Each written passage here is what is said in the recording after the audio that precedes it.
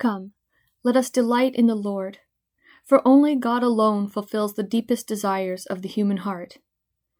Come and let us commit our ways to the Lord, for God brings forth justice and righteousness as the light.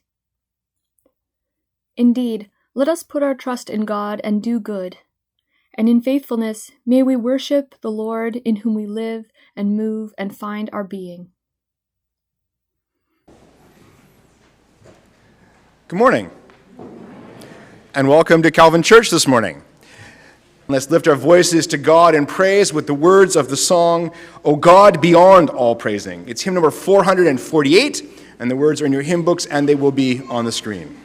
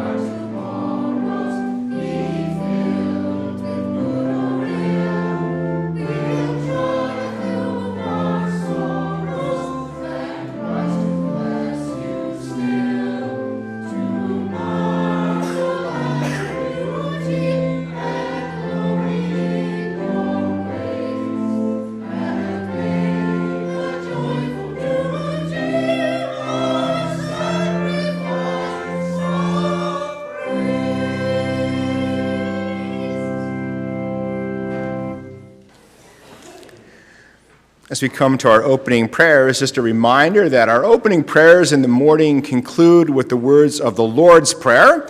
If these are unknown to you or if you're new to them, they will be on the screen towards the end of the prayer this morning. You can certainly follow along. Also, at the conclusion of the Lord's Prayer, there is a sung response, and it does proceed unannounced. It is in your bulletin, and it too will be on the screens. So let's gather our hearts to God in prayer. Let us pray. O God, beyond all praising, Father, Son, and Holy Spirit, Creator of all, Redeemer of all, Sustainer of all, we gather together in worship, celebrating all that you are and all that you have done. And yet, even as we celebrate all that you are and all that you have done, we are also reminded of who we are and of what we have done. You are extravagant. Your giving and your desire to give knows no ending. Indeed, we sing that we can only wonder at every gift and at every blessing and at every mercy you have shown us. But even as we celebrate your generosity, we confess that we are often slow to give and would rather receive instead. We sing of waiting on your wise and holy word, but we confess we have not always taken your word to heart or sought to follow it in our living. Indeed, in response to the amazing love you have shown us all in Jesus, a love that would freely give all and risk all for us, we ask you to accept the love we bring. But even as we do, we confess that unlike your love, our love can oftentimes be very conditional. something conditional on our circumstances or grounded in what we hope to get in return.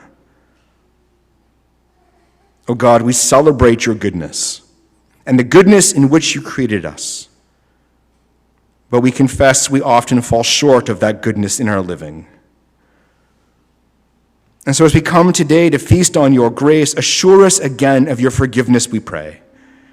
And as you have promised to hear us and are able to change us and are willing to make our hearts your home, come now to heal whatever is broken, making right whatever is wrong, that the best might be brought out in us and the very life of Christ brought out in our living, even as we now pray the words he once taught us to pray together, saying, Our Father, who art in heaven, hallowed be thy name. Thy kingdom come. Thy will be done on earth as it is in heaven. Give us this day our daily bread, and forgive us our debts as we forgive our debtors. And lead us not into temptation, but deliver us from evil. For thine is the kingdom, the power, and the glory, forever and ever. Amen.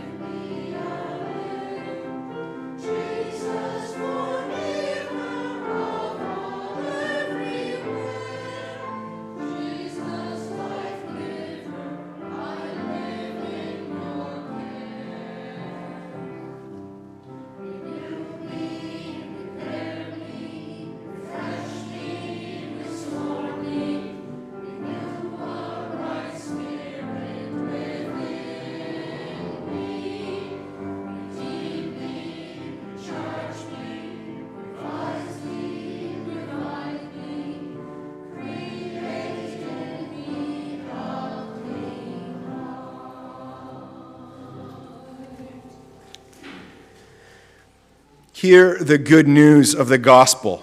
Who is in a position to condemn? Only Jesus Christ, who died for us and who rose for us and who reigns in power for us where he prays for us. So hear the good news and believe the good news of the gospel. As we confess our sins through faith in Christ, we may rest assured our sins are forgiven and you are free because you are loved. And thanks be to God, such a wondrous gift as this. So this morning, as we come to our scripture readings, we find ourselves back again today in the New Testament, where we are back again in Luke's gospel and back again nearing the end of this 10-chapter journey in there, from Galilee to what will ultimately turn out to be Jesus' last time in Jerusalem. And again, this is the trip in Luke's gospel that leads to the cross. And perhaps it's in light of that, with time kind of winding down as it were, that we find Jesus putting in a lot of teaching time into his disciples on this trip. And some of that teaching, if you were to skim through the chapters, is very direct. And some of it arguably hard to hear, if not maybe sometimes challenging to even know what to do with. And that's maybe a bit true of Jesus' teaching today. And this is our reading today from Luke chapter 17. It's verses 5 through 10. And they're read for us this morning by Bernice Campbell. The apostles said to the Lord, "Increase our faith." He replied, "If you have faith as small as a mustard seed, you can say to this mulberry tree, 'Be uprooted and planted in the sea,' and it will obey you. Suppose one of you as a servant plowing or looking after the sheep. Will he say to the servant when he comes in from the field, 'Come along now and sit down to eat'? Won't he rather say, 'Prepare my supper, get yourself ready, and wait on me while I eat and drink? After that, you may eat and drink'? Will he thank the servant because he did what he was told to do? So you also, when you have done everything you were told to do, should you say, 'We are unworthy servants, we have only done our duty.'" Now, before getting too far into today's bit, and maybe especially before we get into that last part, it might be worth just backing up a bit first. Because as I said, Jesus has already put a lot of teaching time into his disciples on this road trip he's on. And again, not all that teaching has been easy. I mean, so far on this one trip alone, he's already said to his disciples that following him would mean that they would have to make the kingdom of God their priority, even over family. And that would mean having to take up their cross and of having to get generous with what they had, even to the point of giving stuff away sometimes. And that not only would they have to be willing to cross all kinds of boundaries for the sake of others, but that in doing that, they would have to be ready to forgive and to forgive a lot, and to not let themselves become a stumbling block to others in the process. And taken together, those are some pretty challenging commands, maybe even impossible ones, both then and now. I mean, it's hard sometimes to recognize just how easily we can not only do damage to other people's lives, but to their lives with God, despite our maybe best of intentions. But toss in having to be willing to forgive some people over and over and over again, and it's almost easy to understand Jesus' disciples asking him to increase their faith. And the word there for faith in Greek can also mean trust. It can also mean confidence or commitment, right? If we just had more trust, if we just had more confidence, if we just had more commitment, if we just had more faith, they think, we could do it. We could get through it. Or at the very least, it would make things easier. Right? Easier to do, easier to bear, easier to manage, easier to live or to even live out. If we just had more faith, they think they could do it. And maybe with more faith, we think we could too. I mean, I don't know if you've ever felt that way. Maybe you have, that somehow what you need or needed was just more faith. But, of course, here's the thing, and that's that for as much as we might understand they're asking, Jesus doesn't give them any kind of an easy answer to their request. Instead, what Jesus says is that if they had faith, even as small as a mustard seed, they could say to something like a mulberry tree, be uprooted and planted in the sea, and it would obey them. Now, the mulberry tree aside for a moment, it might just be that a big part of Jesus' point here is that even if such a small amount of faith can accomplish something so seemingly impossible, then it's maybe not so much a matter of the disciples needing more faith as it is about them and us needing a deeper faith. Or, to maybe try and put that another way, it might be that what Jesus is saying here is that when it comes to faith, it's not so much about quantity as it is about quality. And more than any amount, right, that's about the depth of our trust. It's about the caliber of our commitment.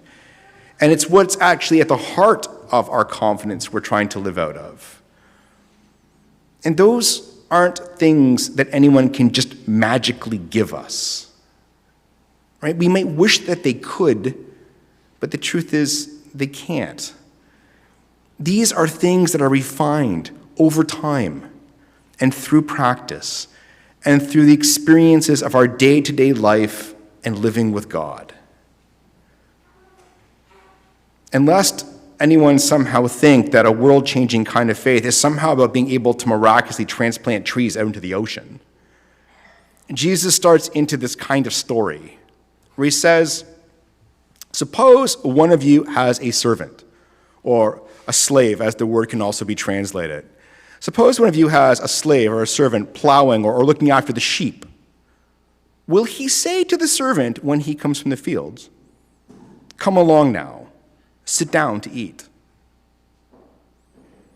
Now, what falls out from this is a hard part of Jesus' teaching to maybe hear, let alone to try and wrap our heads around. And I say that because of two things. First, it's hard to know what to do with what can so easily sound like Jesus holding up this image of life as a slave, or even life as an arguably abused servant, as the sort of life we should be trying to aspire to. I mean, slavery and the unjust abuse of servants may have been accepted parts of life under the Roman Empire back in Jesus' day, but we know enough to know they should not be a part of ours. And second, when we live in a world where we know that people's mental health is a very real thing, and where we know, if even only from ourselves, that there is this longing in here, right, in all of us, to be seen and to be appreciated for who we are and for how we are, and to have some sense of our value affirmed for us as unique people, all somehow made in the image of God. Worthlessness is a feeling most people don't like, or don't like being made to feel. So before we get the wrong idea of just what Jesus might be trying to get at here, it might be we're slowing things down for a moment and just backing this part up a bit too. Because a big part of Jesus' teaching here hinges on a question that's buried inside the story. And that's this question that actually sits right at the beginning of verse 7. Mind you, it's not all that easy to pick out in the translation we're reading from today. But in today's translation where it says, suppose one of you has a servant, a better translation would be, who among you would say to your slave, who has just come in from plowing or tending sheep in the field, come here at once and take your place at the table? And I know that difference seems subtle, right? This difference between starting the sentence with suppose versus who among you. But understand, whenever Jesus begins a question with that phrase, who among you? The assumption, at least in Luke's gospel, is that the answer is almost always going to be no one. And what Jesus goes on to describe in the Master is what we might call a sense of entitlement today. And that is this pervasive belief in one's own superiority and an exaggerated expectation of receiving special treatment or status or stuff without the need for any sort of reciprocal effort. And psychologists tell us that this is born out of this sense that the world somehow owes us something, or that we somehow deserve more than what we have or what we're getting, and that things should change to suit us, to the point of disregarding what others might think or feel or even need, simply for the sake of having things our way and getting what we want. That, say psychologists, is what it means to live with a sense of entitlement. It's the master in the story who expects the slave, who, having already done his duty, to now do more, and to forego his own hunger and his own needs in order to feed the self-interested master, who seemingly cares only about his own comfort and about nobody but himself. And that's an attitude, says Jesus, that's far too prevalent in the world. And not only is it maybe one that's far too prevalent, but it's one that Jesus calls his followers away from. And understand, when Jesus gets to the end of this teaching and says that bit about we also should say we are unworthy servants, he's not saying we are worthless. If that were true, God wouldn't have deemed us worth loving or healing or helping or saving or worth making room for us in his heavenly kingdom. So just so we're clear, Jesus is not saying we or anyone is worthless. But in understanding that the only way the world would change is that if we as individuals begin to change, Jesus hyperbolizes here. And in order to do that, what he does is he holds up a completely 180-degree different way of looking at the world. Something completely different than living with this sense of entitlement. A way that sees past ourselves in order to see the needs and the worth and the value in others, and that will love them enough to give for the sake of doing good to them and doing good for them, even if they turn out to be unwilling to give anything in return.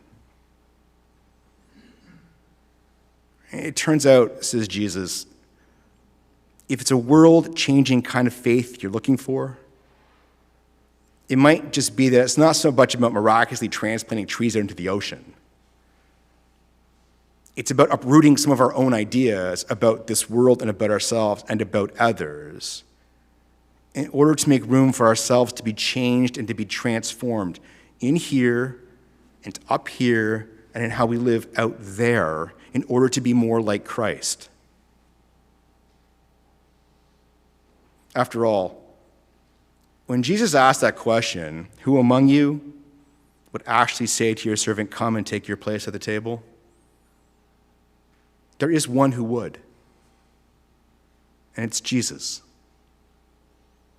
The Apostle Paul later writes in his letter to the church in Philippi, in Philippians 2, verses 3 through 8, in our relationship with one another, let us have the same mindset as Christ Jesus, who being in very nature God, did not consider equality with God something to be used to his own advantage. Rather, he made himself nothing by taking the very nature of a servant, being made in human likeness, and being found in appearance as a man, he humbled himself by becoming obedient to death, even death on a cross. So, says Paul, do nothing out of selfish ambition or vain conceit, but rather, in humility, he writes, value others above yourself, not looking to your own interests, but each of you to the interests of others. Or to maybe put that more simply, to live like Jesus means having to set aside our sometimes self-sense of entitlement and to put aside what we think would make us happy for the sake of lifting others up, to affirm their worth and their value, and to show them the love that God has so generously shown us. And so remembering, like Paul, how Jesus set aside all that he was rightly entitled to as the Son of God for the sake of loving us and for the sake of healing us and to forgive us and to open the way home for us to heaven, take his invitation. And today, come and take your place at the table. Come and receive God's gift of grace and love anew. And as we come in faith, opening our hearts to God, let us lift up and offer all that we are in the prayer that God might both bless us and change us, that we might better be a blessing to serve others in his name. Amen. Our hymn of response this morning is hymn number 635. It is a prayer that we might indeed live into being community as Christ has called us to be. The hymn is, "Brother, Sister, Let Me Serve You."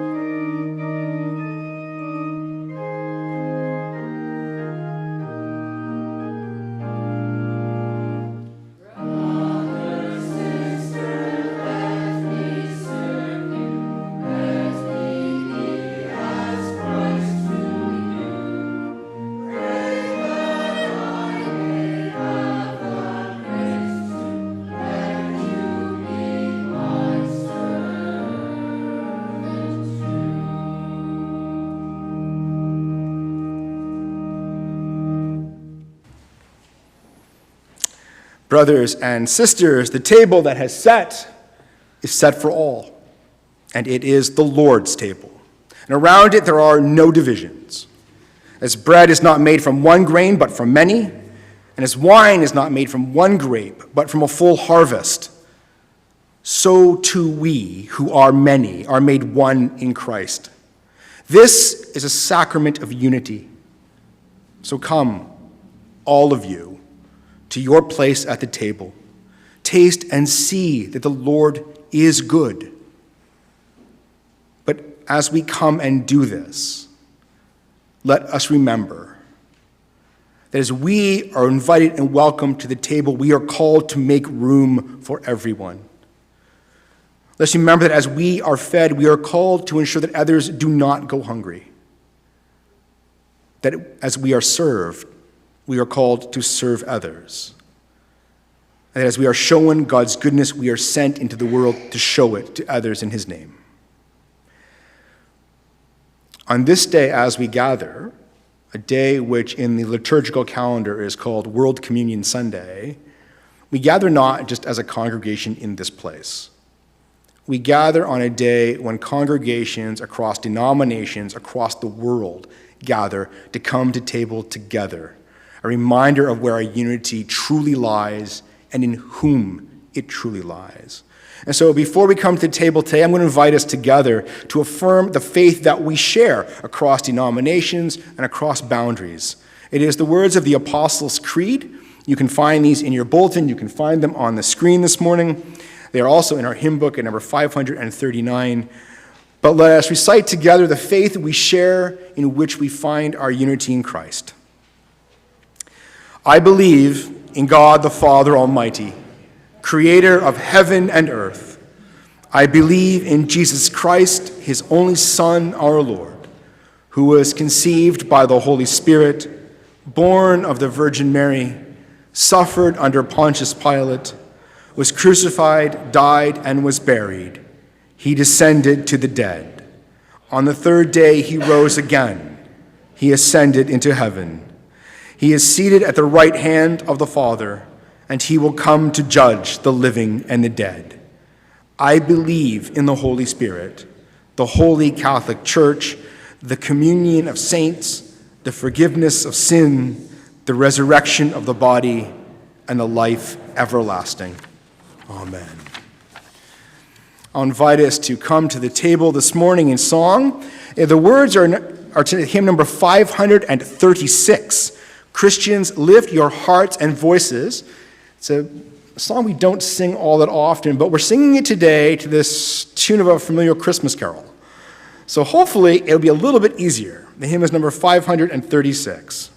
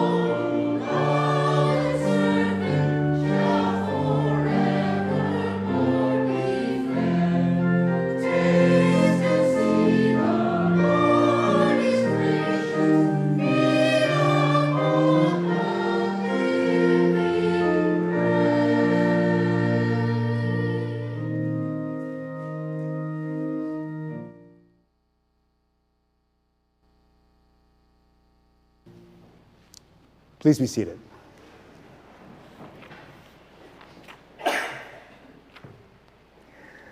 As we come to the table this morning, I would invite us to join our hearts together in the great prayer of thanksgiving. You will find us at number 564 in your hymn books. The prayer is responsive, and I would invite you to follow along. Let us pray together. The Lord be with you. Lift up your hearts. Let us give thanks to the Lord our God. It is our calling and our greatest joy to give you thanks and praise, Lord God, creator and sustainer of heaven and earth. You spoke and all things came into being. The sun, the moon, and stars, the earth, sky, and waters, and everything they contain. Your spirit swept over creation, bringing order out of chaos and life out of the formless void.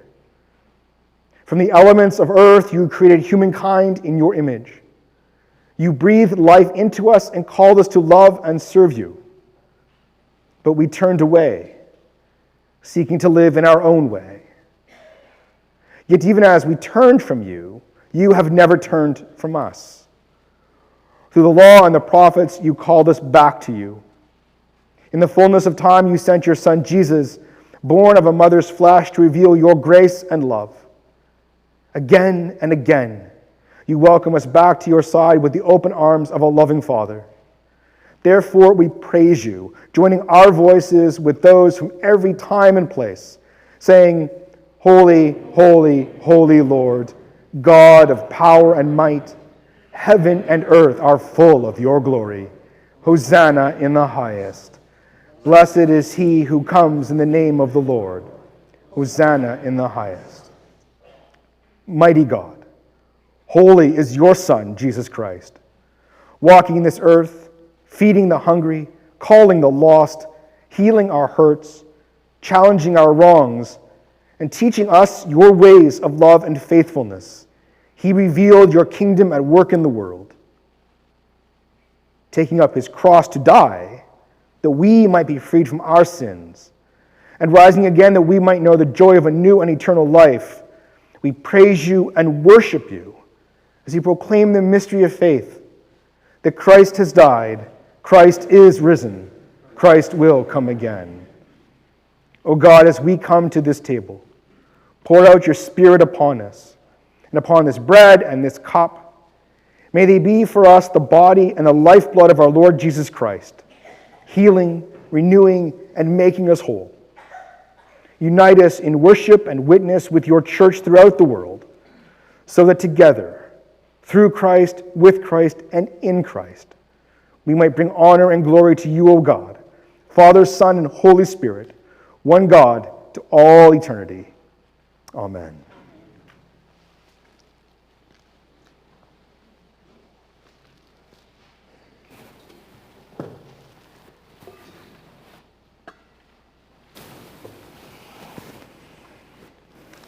A reminder today that as the elements are passed, you are free to partake of the elements as you receive them. So you do not need to hold and wait. You may receive them as they come. And also a reminder that as we come now to the table, what we do here, we do in imitation of what Christ first did. Right? To his followers in every age, Jesus gave us both an example and a command. One that was rooted in experience he shared with his disciples in an upper room on that last trip to Jerusalem.